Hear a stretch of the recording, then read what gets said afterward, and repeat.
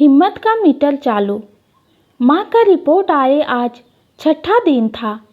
सुभाष सुबह हाथ में दस्ताना पहनकर माँ की ऑक्सीजन रीडिंग देखने गया तो एक बारगी उसका मन बैठ गया। उसे लगा कि अगर ऐसे ही माँ का ऑक्सीजन स्तर गिरता रहा तो शायद उन्हें अस्पताल में एडमिट ना करना पड़े। सबसे ज़्यादा चिंता का विषय था माँ हिम्मत हारती जा रही थी। उनकी खुराक तो वैसे ही बहुत कम थी। अब तो सब कुछ बेस्वाद लगने लगा था। जब से उन्होंने सुना था कि उनकी चचेरी बहन कविता मौसी जिंदगी की जंग हार गई हैं, तब से बस एक ही बात दोहराती कि कविता तो मुझसे 7 साल छोटी हैं। जब वो जिंदगी की जंग हार गई तो भला मैं कैसे ठहर पाऊंगी। सुभाष और काव्या बहुत समझाते पर उनके अंदर जीने की लालसा जैसे खत्म होती जा रही थी। आज सुबह तो ऑक्सीजन लेवल बहुत ही कम हो गया था। कल तक तो 80 तक था। तभी सुभाष को डॉक्टर ने हॉस्पिटल ले जाने को कहा था। पर माँ के मन में कहीं गहरे ये डर बैठ गया था कि एक बार जो अस्पताल चली गई तो जिंदा वापस आना नहीं हो पाएगा। एक के बाद एक कई रिश्तेदार और उनकी सत्संग की कुछ सहेलियों के निधन ने माँ के मन में खुद के लिए एक डर बैठा दिया था। वो कहती, जब मरना ही है तो हॉस्पिटल में शरीर की फजीहत क्यों कराना। जो होगा वो घर में ही हो।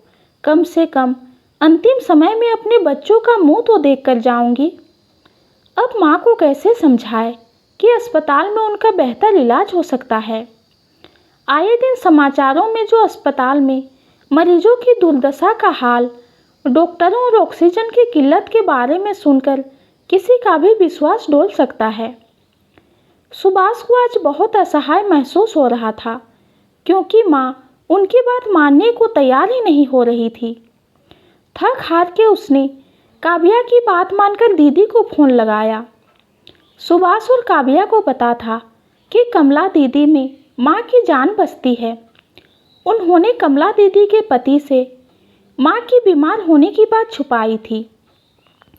इसीलिए कमला जब भी माँ से फ़ोन में बात करती कहीं रोना ना आ जाए, इसलिए संक्षेप हालचाल पूछकर ही फ़ोन रख देती थी।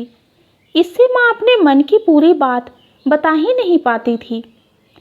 अभी काव्या को इस घर में आए हुए 1 साल ही हुए थे और फिर माँ बेटी का रिश्ता तो बेटी के जन्म से जो शुरू होता है वो फिर ख़त्म कहाँ होता है। आज सुभाष से नहीं रहा गया तो उसने कमला को फ़ोन लगाया। उधर से दीदी का हेलो सुनते ही सुभाष एकदम से रो पड़ा। वह काव्या के सामने तो रो नहीं सकता था और ना ही माँ को अपनी टूटन दिखा सकता था। जब वो थोड़ा संयत हुआ तो कमला ने समझाया, कैसे भी करके माँ को यह एहसास कराना पड़ेगा कि उनकी हम सबको बहुत ज़रूरत है। उनके बिना हम एकदम जी नहीं पाएंगे। ऐसी ही बातें देर तक होती रही। फिर कमला ने सुभाष को कहा कि माँ से पर्याप्त दूरी रखते हुए वीडियो कॉल कराए। माँ पहले तो वीडियो कॉल के लिए मना करती रही। फिर जब सुभाष ने कहा दीदी के दोनों बच्चे अपनी नानी को देखना चाहते हैं तो रमा जी भावुक होकर बोली, अरे जरा कंघी लाओ, जरा बाल संवार लूँ और ये गाउन बदल लूँ, बच्चे क्या सोचेंगे। काव्या और सुभाष बहुत उत्सुक होकर माँ को देख रहे थे।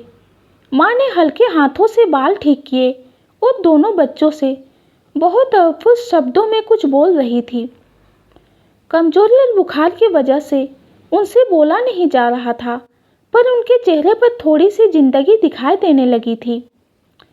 बिट्टू ने कमला के कहने पर नानी से जानबूझकर अपनी पेंटिंग में तितलियों के पंख और गार्डन में उकेले हुए फूलों को किस रंग से रंगा जाए ये पूछ रहा था, तो नन्ही बिंदु अपनी नानी से गुड़ियाघर कैसे बनाना है ये सीखना चाहती थी। वीडियो कॉल के बाद पहले तो रमा जी खूब रोईं, फिर अगले ही पल हिम्मत जुटाकर सुभाष और काव्या को फ़ोन पर समझाया कि उनके खाने को थोड़ा चटपटा बनाया जाए तो वो मन लगाकर खा पाएंगी। सुभाष जब काव्या को माँ के लिए धनिया की चटनी बनाने के लिए बोलने गया तो एक दृश्य देखकर भाव विभोर हो गया। काव्या आंखों में आंसू लिए भगवान के सामने दीपक जलाकर माँ की जिंदगी के लिए प्रार्थना कर रही थी। सामान्यतः इन दोनों सास बहुओं में लगभग 36 का आंकड़ा रहता था, पर मौत के खौफ ने सबको एक कर दिया था। दुख साझे हो गए थे और लोग आपसी बेमंद भूलकर एक दूसरे की मदद करने को हाथ बढ़ाने लगे थे। अगली सुबह जब सुभाष माँ के कमरे में चाय लेकर गया तो उसने देखा माँ के डर से कलांतर चेहरे पर एक स्थिर सी मुस्कान थी। पर ऑक्सीजन चेक करते हुए फिर से सुभाष का दिल बैठ गया। आज तो कल से भी कम हो गया था, पर उसने माँ को खुश होते हुए बोला, अरे वाह माँ, आज तो ऑक्सीजन बहुत बढ़ा हुआ है। लगता है जल्द ही ये बीमारी डलकर भाग जाएगा। सुनकर माँ बहुत खुश दिखी। तभी दरवाजे के पास खड़ी होकर काव्या माँ से चने की स्पेशल दाल की रेसिपी पूछने लगी, जो नारियल कद्दूकस करके सिर्फ माँ ही बनाती थी। माँ ने कुछ इशारे, कुछ शब्दों से रेसिपी बताई और उसमें अपनी पसंद का मसाला डालने का इशारा किया।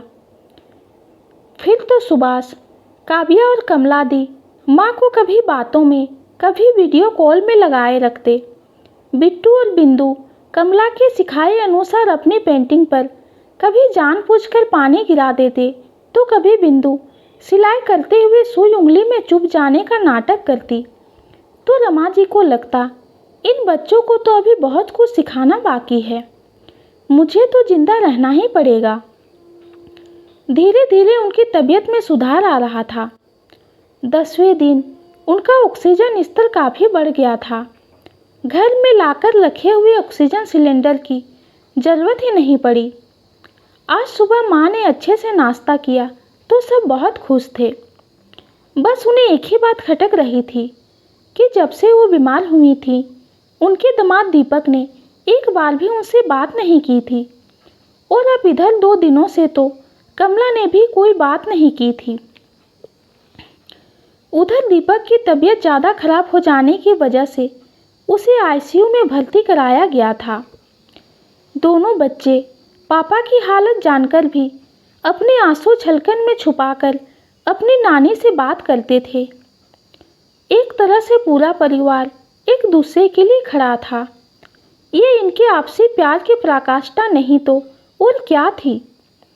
हर एक दिन डर के साए और निश्चित अनिश्चित के बीच झूलते हुए इस परिवार ने लगभग एक दिन अपने दलान पर सूरज की नई किरणों को जन्मते देखा। माँ का तबीयत में सुधार आया और उधर हॉस्पिटल में दीपक की जिंदगी अब खतरे से बाहर थी। जिस तरह विपत्ति में निस्वार्थ को परे रखकर पूरा परिवार एक होकर मौत को हरा पाने में सफल हुआ, उससे एक बार फिर साबित हो गया कि अपनों का साथ और प्रेम हो तो बड़ी से बड़ी जंग जीती जा सकती है। आज माँ खुश थी और उनका मन भी शांत था, क्योंकि उनकी आज कमला से भी बात हुई थी और दामाद दीपक से भी। कहने को तो सबने कहा कि दीपक को बस हल्का बुखार था, पर माँ की अनुभवी आंखों ने सब ताड़ लिया था। रमा जी अपने बच्चों की समझदारी और प्यार देखकर गदगद हो गई थी। माँ की पूरी तरह ठीक होने के बाद एक दिन जब सुभाष माँ को ऑक्सीमीटर लगाकर देख रहा था, तो माँ के मुंह से अनायास निकल गया, अब तो बस मैंने हिम्मत का मीटर चालू कर दिया है, अब किसी का हौसला नहीं टूटने दूंगी। अब तो आपको अपनी सेहत का और भी ध्यान रखना पड़ेगा। आखिर आने वाला पोता दादी की कमज़ोर बाहों में कैसे खेलेगा।